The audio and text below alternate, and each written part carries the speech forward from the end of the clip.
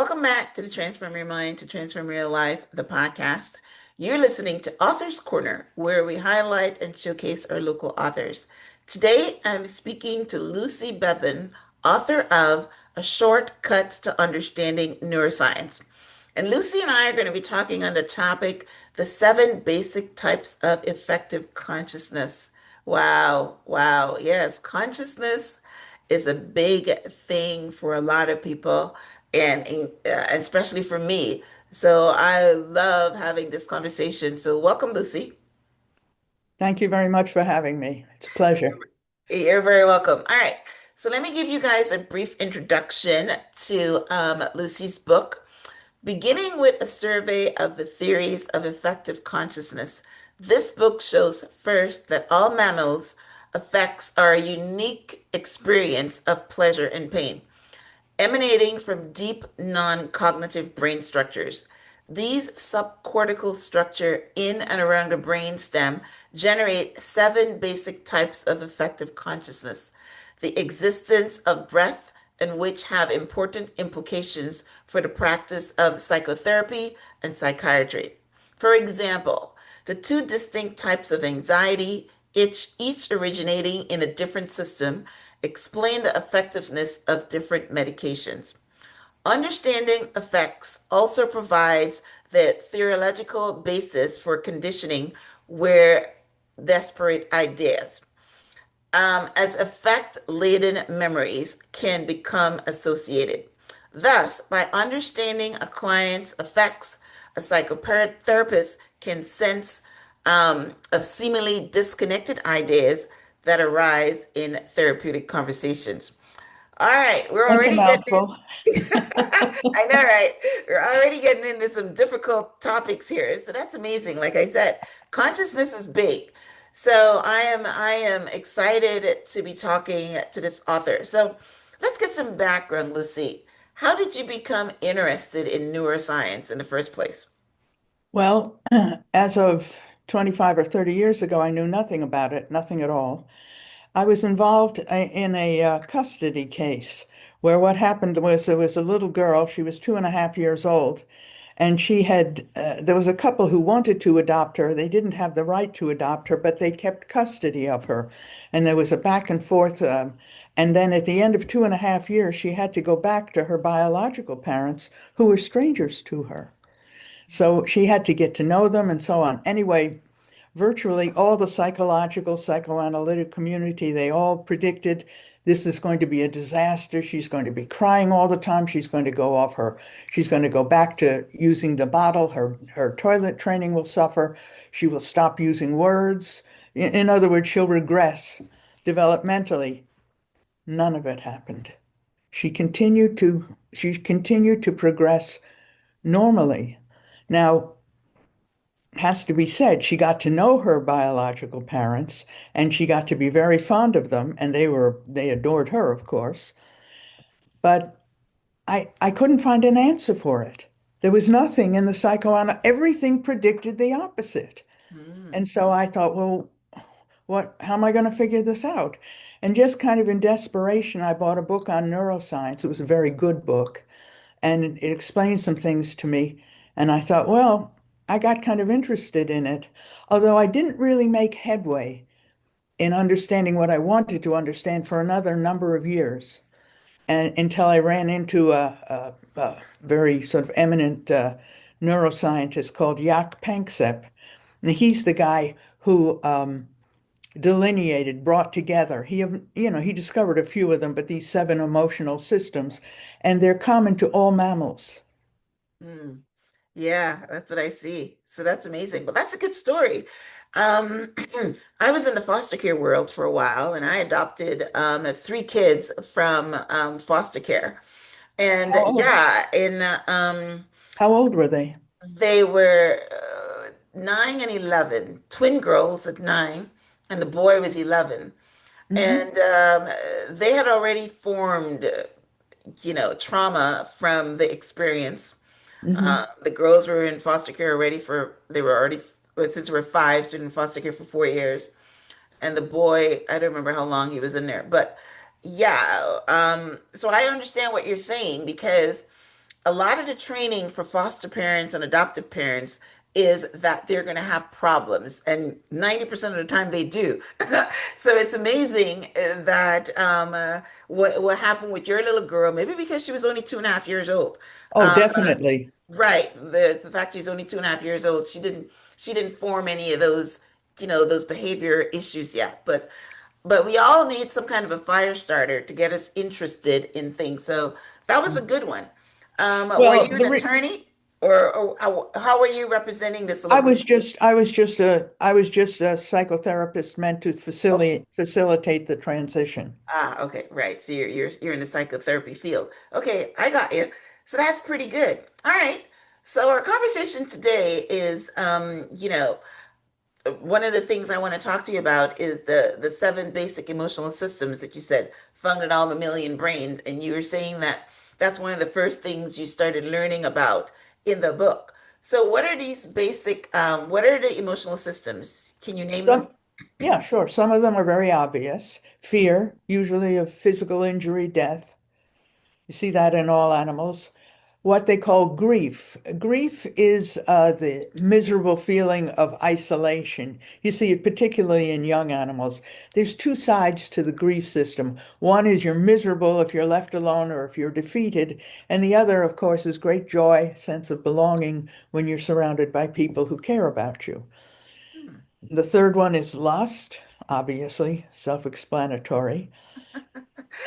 You mean And then, animals have lust? I thought they just oh, go do sure, it. sure, just watch them sometime. Okay, all right. And there's play, which is sort of a surprise. But if you watch young animals, they all play. And it's very important for a psychotherapist to know that, because if or a child psychotherapist, if you have a child who doesn't play, a lot of times seems very serious, and you think, well, they're precociously adult. No, something's wrong. Mhm. They don't have a capacity for joy. Hmm, that's good. And then there's care, which is the urge to nurture. It's, of course, common to mothers, absolutely necessary because mammals are born helpless. And if you don't have that urge to nurture, they won't make it. Reptiles don't have it because they have hundreds of babies and a few of them make it and it's all right from a evolutionary point of view. But it's wrong to say that care is limited to women or to mothers. I mean, look at the COVID epidemic and all the people who worked in all the hospitals and took care of us. Yeah. Huh. And then Mhm. and then there's the seeking system, which is the one I kind of want to focus on a little bit today. Think of it this way. There's two ways to experience pleasure. Think about a meal, Christmas dinner. One is you eat it and you enjoy it and it feels great. That's Mhm. one kind of pleasure. And the other one is when you're looking forward to it. It's the anticipation. Mhm. And your stomach can be growling, but you get that scent of the meat cooking and it's a wonderful thing. Or before you meet somebody you're very keen to meet. Anything that you anticipate, it generates a certain kind of euphoria, a sense of what can you say? A sense of personal agency is the idea I can make something happen.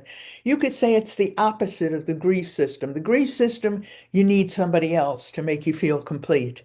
With the Mhm. seeking system, a lot of times you see a kid doing something, achieving something. You want to help them. They go, no, no, let me alone. Let me alone. I want to do it. They want to be, they're independent, right? Hmm. Exactly.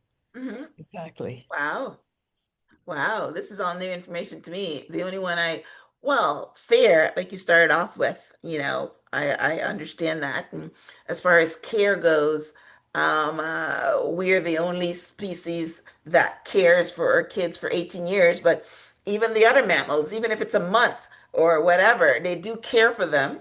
Yeah, and the seeking thing, that's pretty good because, yeah, we can anticipate. Now, there are certain things that differentiate us humans from the other mammals. Do the other mammals have that pleasurely anticipation, or is it only human mammals? No, there's every indication that they do. The big difference between us and other mammals is our cortex, our thinking brain, and Mhm. also perception. You know, dogs, for example, have a much more sophisticated sense of smell than we do. But when it comes to intelligence, that's the big difference. Right. Okay. So they do have this anticipatory. Well, I guess so because dog is not a mammal, but because I was just going to think about the dog anticipating their person coming home. Sure. Excuse me. Right. But But, excuse me. oh, Yes, bless you. I know. Thanks. Um, but yeah, okay. So that's great. So you said that the seeking one is the one you, my goodness, the seeking one is the one you wanted to concentrate on today. Is that because it interacts with our consciousness? Well, the idea is that these emotional systems, they themselves generate a kind of non-cognitive consciousness, they feeling states, which are anytime you feel anything, you're conscious. So they generate certain kinds of experiences, certain kinds of emotional experiences. And but the interesting thing is that they determine what we think about. In other words, I mean, now maybe if a rat gets scared, it doesn't think about much because it's pretty stupid. But if something scares us, we'll think about it a lot. And Right. for the most part, Okay. emotions, there's many more connections between emotional systems and the thinking brain than there are in the opposite direction. But so what that means is even though our thoughts can keep our emotions to a certain extent under wraps, when you have really strong emotions, emotions always win. Mm-hmm. Mm-hmm. Right. So they control that. So so you when we're talking about consciousness, consciousness, when I think of consciousness, I think of awareness. Um, so when you're talking about consciousness, you're talking about the emotions and you're talking about the fear systems and things like that. Is that what you're labeling consciousness? Yeah, I see consciousness as just the ability to experience, Right, something as opposed to nothing. right. No, Yeah, which is basically what I said, awareness, right? You're aware yeah, that something is happening to you. Okay, yeah, all right. yeah. Mm, Yeah, experience that of which of course you're aware because you're experiencing it. Yeah. And and the idea is that these emotional systems they generate a very primitive kind of consciousness and that then they determine what we think about because we're usually something in the environment engenders a one of the emotional systems. You know, a lion coming at you will engender fear, and then you'll think about that. You'll think about those perceptions and so on, and that's sort of how the interaction works. mm, But okay. the reason I'm just to sort of anticipate the question that you asked a minute ago, the reason I'm interested in the seeking system is I think it's been overlooked. See, psychotherapists have been very focused on attachment, the grief system. In other words, if there's problems with early attachment, there's hell to pay. Probably those foster kids you looked after had a much harder time than the little girl I'm talking about. She, her custodial parents, they were fine. I mean, she didn't have any trauma in their home. And, but I'm sure that your kids before they went into foster care, maybe they had lots of problems, and then in foster care, maybe they had lots of problems. They And then did. when you Right. and then when you got them, there was a whole backlog. Yes. That this little girl didn't have that. Right. What psychotherapists said was just the fact of changing the primary caregiver Hmm. was in it of itself traumatic, and That was not true. that can't be true. Because if it was true, she would have been traumatized, and she was not. Right. Wow. Right. Well, we're also adaptable. That should be one of the things that's in that Oh, system. sure. That's one of the things about humans. We're very adaptable. We adapt to situations. So, Sure. yeah, she adapted to the fact that she had a new caregiver and the fact that she still got love and maybe she still got held and your needs were still met. that means Yeah, that's probably why she didn't. that's Right. exactly it. You Yeah. you you nailed it. It really, I mean, the idea that a little child would know this person as opposed to that person, have such a sophisticated idea of their personality. What they need is to have their needs met. They need to be loved. They need to be cared for. They need to feel safe. And Right. she got all that. Yes. And with people who had become like an aunt and uncle to her by the time she moved. She moved. Right. Yeah. So it went very smoothly. I'm sure it was much easier than your experience. Oh yeah, my experience was not a pleasant one. Yeah. Oh, I'm sorry to hear that. Yeah. Yeah, right. Yes. Um, you also talk about depression, how it differs from anxiety as far as neuroscience. So let's get into some neuroscience, which is basically what your book is focusing on. Well, let's say there's what one of the things that it came clear is there's two kinds of depression. They're very different. One is, the seeking system, that sense of anticipation and enthusiasm. Well, when the seeking system, for whatever reason, maybe because of very disappointing experiences, when the seeking system is at a low ebb, it's a sense of hopelessness. What's the point? Yeah, right. That's one kind of depression. The grief depression is when, oh my God, I want somebody to care about me. I want to care about somebody, and there's nobody or nobody. And that's a gnawing sense of misery. Hard to say which one is worse. They're both terrible. Right. Okay. Right. And so There's two, go ahead. sorry. No, there's two kinds of anxiety as well. The anxiety, the fear system. In other words, oh God, something's going to happen. You can be afraid of anything, a tax audit, a final exam. And the other kind of anxiety is everyone's going to leave me. I'm going to be left alone. Completely different affect, completely different feeling states. I don't know if you ever heard a kid lost in a supermarket. I've run across it a couple of times. Once in Right. a supermarket, once in a train station. It's a particular kind of shriek. It's a particular kind of terror, and it's very different than the terror of being hurt. Wow. Wow. Yeah, I can just imagine. No, I have not experienced that personally, but I know a lot of people talk about that.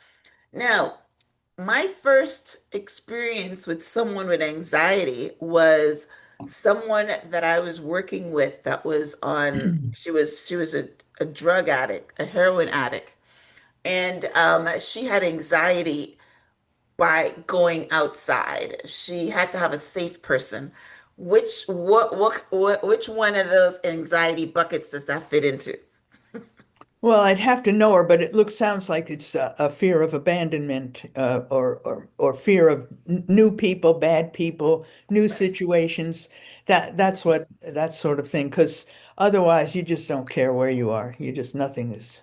You don't give a Right. damn. Okay. So instead of anxiety, it's probably more fear-based than anxiety. Okay. But she had anxiety attacks, if she Oh, didn't have like a well, safe. that's usually the grief system, that the anxiety attacks. That's Mm, usually like a fear of being abandoned or fear of being just surrounded by strangers who don't like you and you don't feel safe with, that sort of thing. You okay. know. Okay. So that's good though. I mean, wow, we're getting into some deep stuff here because yes, I mean, a lot of people just want to label things and put them in one bucket. But you're saying that it's two different things and you're very correct that it's two different ways to approach it. So, But it's um practically important. It has great practical importance. In the book that I wrote, I cite a case. It's a little boy who came to see me, had all kinds of anxiety. I mean, he listened to the news and there was something bad that happened. He couldn't sleep. oh And wow. as soon as he sort of got over one anxiety, he'd go on to another. And Wow. it just went on and on. And he was a very nice child. So the question was, what kind of anxiety is it? Well, I met his mom, and she was a very nice person. He had a brother and sister. They were all very well adjusted. They were both very well adjusted. So it seemed he had good parents. He was a nice boy. His teachers loved him. He loved them. He loved his parents. He got on well with his siblings. He had friends. he didn't have an attachment disorder. Hmm. And I found out that he'd had some surgery when he was very young, and it had scared the bejesus out of him. Mm. And Okay. couldn't really remember it very well, but he was in a situation where he was scared all the time. People told him you don't have anything to be afraid of, and he would listen to them, and then he would just get scared again. And he thought, what the heck is wrong with me? Why am I like this? And Hmm. he was beginning to feel, very low self-esteem on that account. But as soon as I was able to talk to him about that, I said, look, I said, if you're scared, something has scared you. Nobody's scared about nothing. Right, And right, it right. seems to me from what mommy told me that it was this when you had that surgery, when you were very little, probably you didn't understand it, you didn't know what was going on, and it just seemed like people were attacking you and you so scared. Hmm. And he felt much better, and he did get better. Well, his he went on holiday that summer with his parents, and I had a talk with them, and I said, get him to do little things, the seeking system, get it going. He was afraid to climb on a jungle gym. I said, just go up a little bit and spot him. Hmm. Well, he did that bit by bit, and he was doing pretty adventurous things by the end of the summer. Wow. So that's good. So how does neuroscience fit into that? So first of all, let's talk about what exactly is neuroscience and how does all these systems and depression and anxiety fit into that big old word? Well, neuroscience is just the science of the nervous system, Okay. the brain, spinal cord, and all the other nerves that go out all over your body.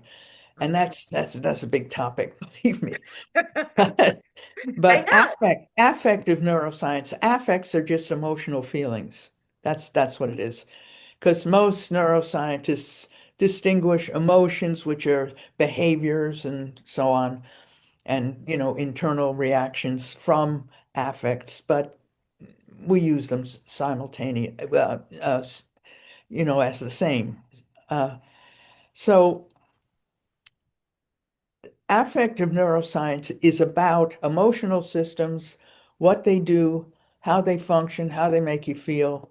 That's what affective, and particularly, as I said, how it relates to consciousness. Hmm. Yes, Because yes. at the heart of neuroscience is a riddle that I don't think anyone will ever solve. Because you got this mass of jelly tissue between our ears, and it just looks like an enlarged sort of jelly walnut. Now, how does this physical thing, cause us to have feelings? How does it cause us to smell a rose? Because that's a non-physical experience. So Mm-hmm. how do you make that link? How do you turn the water into wine? How does that happen? And nobody knows. And Is that's, that part of consciousness, like Deepak Chopra, one of the persons that I follow, is always oh yeah. asking that question, where exactly is the mind? Where, how do we feel stuff? So that's exactly what you're saying here. Yeah. Oh, sure. Well, I'm just parroting what, a lot of people have spoken about. But you see, most scientists will say, look, science only deals with the physical world. It doesn't answer certain questions. It can't tell you anything about God, the afterlife, spirituality, meaning, anything like that. Okay, you can say, fine, that belongs over here, and science belongs in a different place, except when it comes to consciousness. Because consciousness, we know, emanates from the brain. If you destroyed my visual cortex, I'd be blind. If you destroyed my auditory cortex, I'd be deaf. Right. You know, all these lesion experiments or accidents that happen, you can spot it. So there's no question that the brain somehow generates the mind. Nobody knows how it happens. Nobody knows where it is. No, because it isn't a thing to be anywhere. Yeah, yeah, yeah. But Wow. it brings up all kinds of, otherworldly questions that you can't either answer or get away from. Yeah, wow. Yeah, the scientists are trying to, pinpoint certain things that I think that's what they're doing. Sure. Um, they're trying to pinpoint certain things that you're right, that science in the past couldn't figure out. Deepak Chopra is wrote like 90 something books, and he's always talking about consciousness. I mean, that's basically what he talks about. So I don't know if science is coming together yet to understand, yeah, you're right, where is God? How do we feel? Where exactly is the brain? I mean, not brain, where exactly is the mind? And things like that. But so yeah. So It can tell you what they call correlations. It can tell you, probably eventually where this particular feeling or thought or something, what part of the brain generates it, or right. what set of, maybe even what set of neurons does. Right. Yeah, Maybe, like maybe, love. They can see how the brain lights up with love, which is well, again, that's the care right, system. That's the care your system, of system. Right. course. Hmm. And and so it's it you can correlate it that way, but that doesn't tell you how this produces that. It Right. doesn't. The more sophisticated you get to it, the more you realize I'm never going to figure this out. Wow. Yes, yes, yes, yes. The master builder, we can't figure out how he did it. No, no. But Amazing. So this is a great book. So why did you call your book A Shortcut to Understanding Neuroscience? So tell us about understanding, your book. Hmm. actually understanding affective neuroscience, Oh, because okay. because understanding all of neuroscience is a little bit All it'd be right. too much for me to chew. Right, right. This Okay. this Mhm. one was already quite enough. I got you. Yeah, you're concentrating on just a little part of it. Yeah, the affects of neuroscience. That's So, But neuroscience, all the advances have been the main ones have been since the 1990s, and they've all depended on technology, which is to say, being able to look at the brain better. And the technology is, it's funny, the guys who make the big names are the guys who discover this, that, and the other. But there's always some guy in the lab who's figured out how to bifurcate a neuron in a particular way, and he's the real hero, yeah, because he's enabled everything else. yeah, he's So working on it. definitely technology is going to progress, but at the moment we're still, Panksepp, the guy who delineated these seven systems, Panksepp, he said, we're still in the dark ages, and we are. Hmm. Hmm. But there's enough for psychotherapists. For example, this little boy, I never even spoke to him about his any problems with attachment. I never even spoke to him about it because I could tell that wasn't a problem. Wasn't And yet I knew he was afraid, and I knew there were different kinds of fear. So you see, it helped me so much. problem. Helped me so much. Hmm. Made a big, big difference. Yeah, that's pretty good. It's pretty And good. I think too, well, just the seeking system to sort of, you say you act as a coach, and frankly, I discovered that I did too. Hmm. Although that's definitely not on the cards for psychotherapy. You're not supposed to do that. But I Coaching. found that I did Okay. because what I was trying to do was to try and get them to be proactive. Hmm. Hmm. When you were talking to Frank, what was his name? Frank Douglas. Remember? Right, Um, right, right. Hmm. Hmm. and he said, he was talking about grievances in the workplace. He said, what you do is you focus on empowering the aggrieved individual. But what he's saying is you focus on it because you're going to take a course of action. Hmm. Hmm. Hmm. And I just love that. I thought, well, that's pretty much what you try and get people to do and give them hope. Yes, yes, yes. But that's one of the things you said about depression. Yeah, depression is usually hopelessness, but then you put it in a second bucket. One is hopefulness, hopelessness, right? And the other one is, nobody's gonna love me or nobody's loving me, and I'm unlovable. I'm assuming. So things like that. So, Mhm. but yeah, wow, it's great to put that in the neuroscience consciousness bucket because a lot of people put that in the bucket of chemicals. They're always saying that when you're depressed is because there's a chemical imbalance.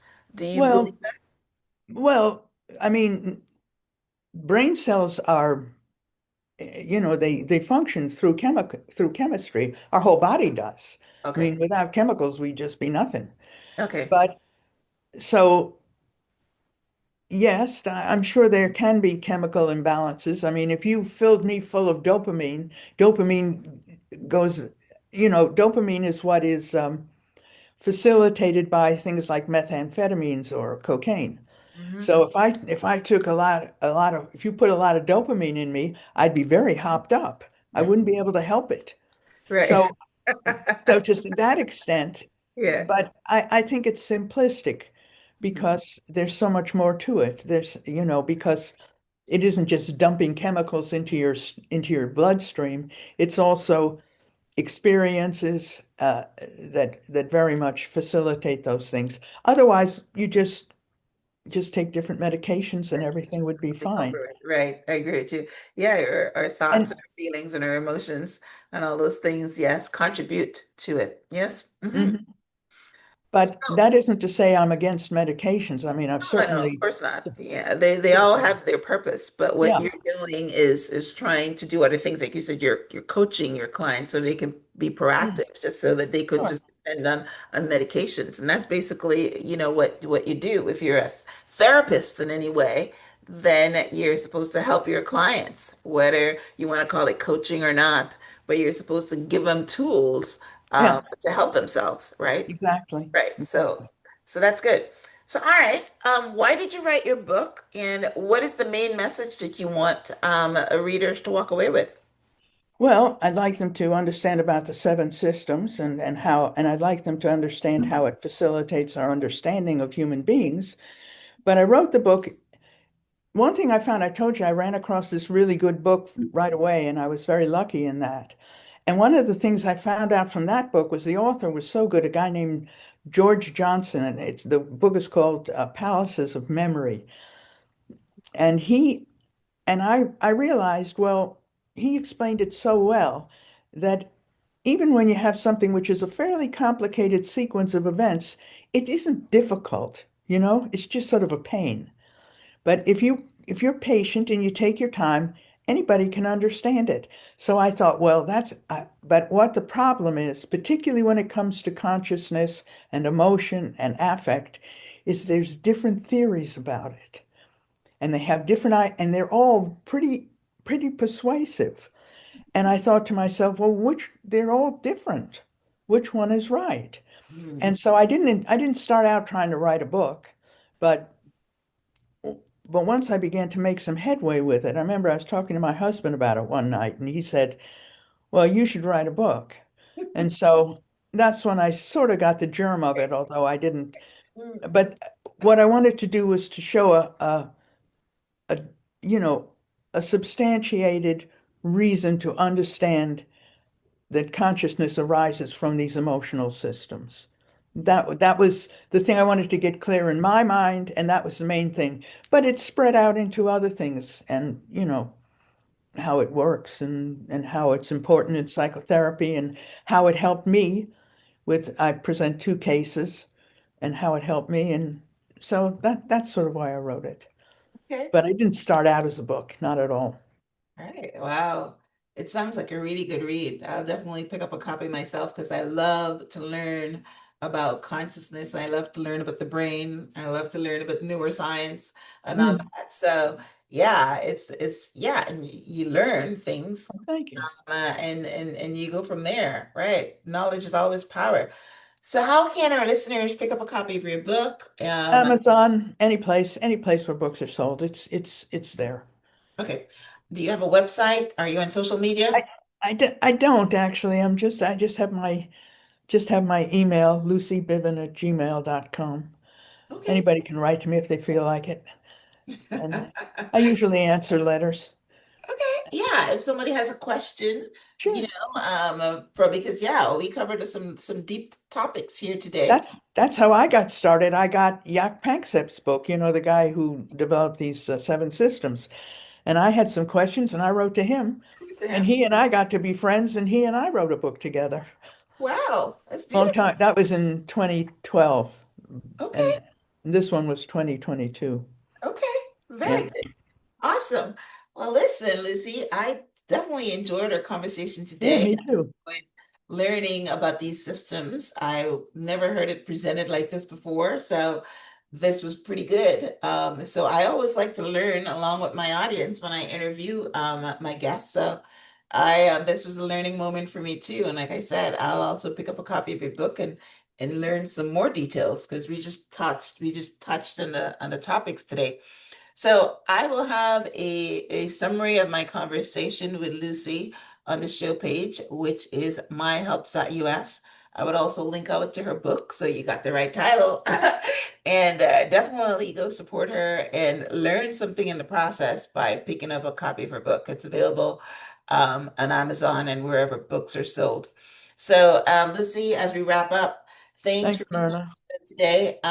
So do you have any last words for our listeners before we say I goodbye? don't think so. Not any. I think I've said pretty well. If I started on anything else, it would be a whole other hour.